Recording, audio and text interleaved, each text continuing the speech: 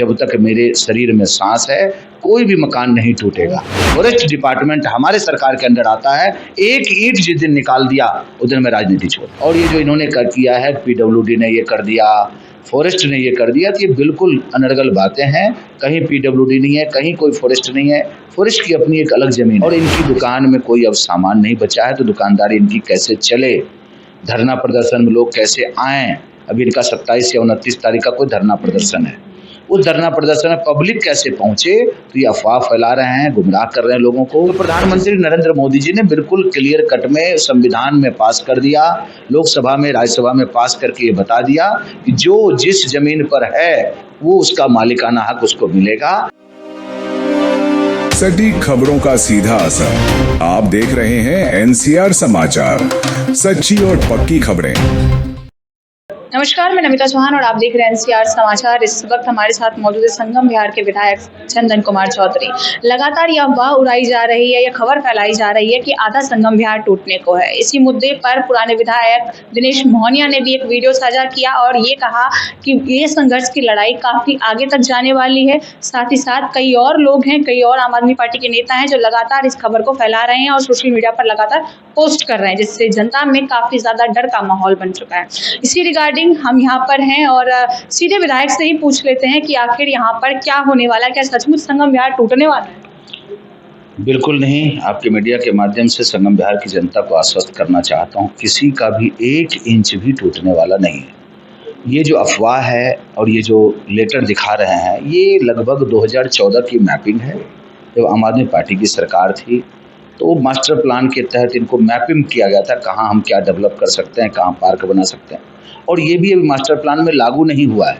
तो इस चीज़ को किसी तरीके से ये लिख करके या कुछ भी करके, कहीं मोहर नहीं है, किसी चीज़ का ऑथेंटिकेशन नहीं है, किसी डिपार्टमेंट का लेटर नहीं है, कहीं कुछ नहीं है।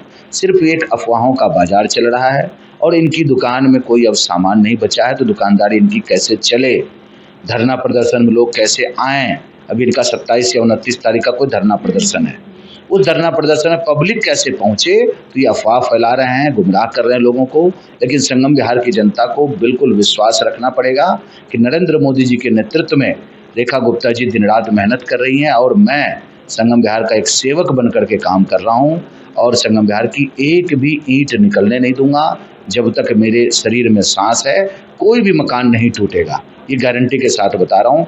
जो फॉरेस्ट की ज़मीन में भी है वो भी अभी नहीं टूट सकता है, क्योंकि उसके लिए भी हमने मंत्री जी से बात करके, CM से बात करके आश्वस्त करवा दिया है कि जब तक इसको झुग्गी झोपड़ी के तहत, स्कीम के तहत मकान नहीं दे देंगे तो फॉरेस्ट की ज़मीन पर भी कुछ भी नहीं टूटेगा। और ये जो इन्होंने कर किया है, पीडब्ल्यूडी ने ये कर दिया, फॉरेस्ट ने ये कर दिया, तो ये बिल्कुल अनर्गल बातें हैं। कहीं पीडब्ल्यूडी नहीं है, कहीं कोई फॉरेस्ट नहीं है।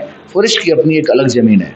इसमें क्या किया गया मैं बताता हूँ। ये 2014 की बातें हैं कि DDA ने एक मैपिंग किया, हम यदि कॉलोनी बसाएंगे तो कहाँ पार्क बनाएंगे, कहाँ क्या बनाएंगे।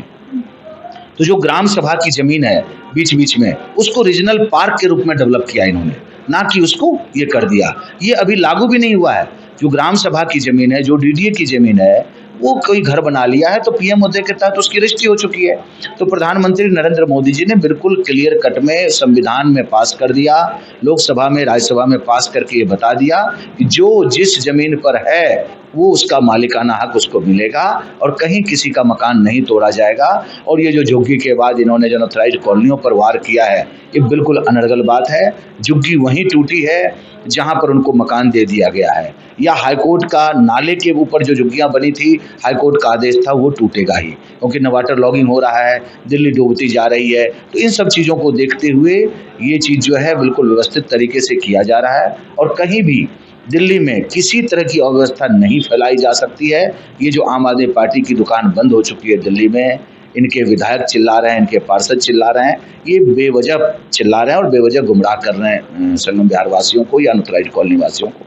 आपके मीडिया के माध्यम से मैं संगम बिहार के हर एक वासी को आश्वस्त करता हूं कि जब तक रेखा जी की सरकार है, नरेंद्र मोदी जी की सरकार है और चंदन चौधरी यहाँ विधायक है, 1 ईंट निकलने नहीं दूंगा, उसकी गारंटी मेरी है। देखिए पहले ना जब जंगल वाली ज़मीन है कब्रिस्तान के पास J2 का ब्लॉक हो गया और उसके अलावा जितने भी ब्लॉक है उस तरफ भी काफ़ी अच्छे मकान थे। बावजूद इसके उन पर बुलडोज़र चला दिया गया था और काफ़ी घर तोड़े गए थे, काफ़ी घर टूटे थे। तो लोग अब इस बात पर यकीन नहीं कर पा रहे हैं कि जंगल के साइड में उनका घर है तो वो बच पाएगा। कब्रिस्तान के पास J2 का ब्लॉक हो गया या जितने भी ब्लॉक और जितने भी घर हैं वो जो जंगल के साइड में आ रहे हैं, उन सबको बिल्कुल भी यकीन नहीं हो रहा है कि उनका घर अब बच पाएगा। कुछ लोगों ने तो घर खाली करना भी शुरू कर दिया। फैलाया कौन जा रहा है, कौन फैला रहा है? पहले भी हो चुका है इसलिए लोगों के मन में डर मैं क्या पूछ रहा हूँ, ये चीजें आप तक कैसे पहुंची? ये पुराने विधायक कर रहे पुराने हैं। विधायक ने। तो जब टूटा तो कौन विधायक था? वही थे, वही था। सरकार किसकी थी? आम आदमी की। आम आदमी पार्टी की। फॉरेस्ट किसके अंडर आता है? उन्हीं के अंडर आता है ना। तो क्या वो बचा पाए क्या?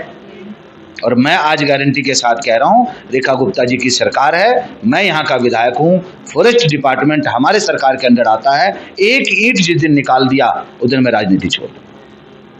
इधर जो शूटिंग रेंज के पास अवैध कब्जों पर आपने कहा था कि कार्रवाई होगी, तो उसमें क्या ये जी ब्लॉक का एरिया भी आ रहा है या फिर सिर्फ जो अवैध कब्जे शूटिंग रेंज पर है वही टूटे? जो डीडीए की जमीन पर अवैध कब्जे हैं, जिसने मकान बना लिया मैं उसको नहीं छेड़ रहा हूँ। जो अवैध कब्जे करके कबाड़ी का काम कर रहे हैं, जो पार्किंग का काम कर रहे हैं, जो फैक्ट्रियां चला रहे हैं, उस सब को खाली करवा कर वहाँ जनहित में काम होगा। बुनियादी सुविधाएं दी जाएगी, चाहे स्कूल हो, बड़ातघर हो या पानी के लिए यूजीआर हो, इसी सब चीज़ों पर काम होगा। और कल भी इंस्पेक्शन है, ज्वाइंट इंस्पेक्शन है, मेगा ड्राइव लगा करके इसको खत्म किया जाएगा। देखिए आपका ज़्यादा समय नहीं लेंगे, बस एक बार उन लोगों को थोड़ा आश्वासन दे दीजिए जो लोग घर खाली करके जाना शुरू कर चुके हैं और कुछ लोगों ने तो अपने मकान बेचने तक की तैयारी कर ली। देखिए, मैं आपको भी आश्वस्त कर रहा हूँ कि ना तो किसी ने संगम विहार में अभी खाली किया है, क्योंकि उनका भाई हूँ, बेटा हूँ, संगम विहार का विधायक हूँ और वही विधायक है। तो जहाँ की जनता खुद विधायक हो, उसका मकान कैसे टूट सकता है? एक भी प्रमाण मुझे दे दीजिए जो संगम विहार से खाली करके गया हो। तैयारी देखिए, गुमराह कर रहे हैं लोग। जो आदमी बेचारा खून पसीने की कमाई कमा करके घर बनाया है, वो विचलित जरूर होता है इन माफियाओं की वजह से, इन दलालों की वजह से जो ये भ्रम फैला रहे हैं। लेकिन संगम विहार में एक भी मकान नहीं टूटने वाला है, ना दुकान टूटेगा। जो सरकारी जमीन पर कब्जा करके बैठा हुआ है उसको खाली करवा कर वहाँ विकास कार्य होगा, ना कि वहाँ पर कुछ बनेगा।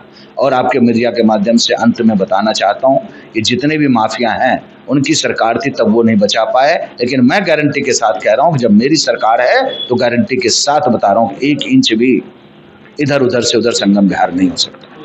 देखिए अगर आप भी डर कर बैठे हुए हैं और ये सोच रहे हैं कि आपका घर जा सकता है, जंगल के साइड में है या उन ब्लॉक में है जिन ब्लॉक का जिक्र पुराने विधायक दिनेश मोहनिया कर रहे हैं, तो डर छोड़िए, क्योंकि अब जो विधायक है उनका साफ कहना है कि आपके घर की एक ईंट तक नहीं हिल सकती जब तक वो संगम विहार में बैठे हुए हैं। तो आप अब चिंता छोड़कर अपने घरों में शांति से अपना जीवन काट सकते हैं, क्योंकि आपका घर सुरक्षित है, आपका पूरा क्षेत्र सुरक्षित है। और ये भी कहा जा रहा है कि जिनके घर बनाए जा चुके हैं उन घरों को नहीं छेड़ा जाएगा, केवल अवैध कब्जे हटाए जाएंगे जो डीडीए की जमीन पर है। ऐसी और खबरों के लिए बने रहे हमारे चैनल एनसीआर समाचार पर। मैं आपके साथ नमिता चौहान।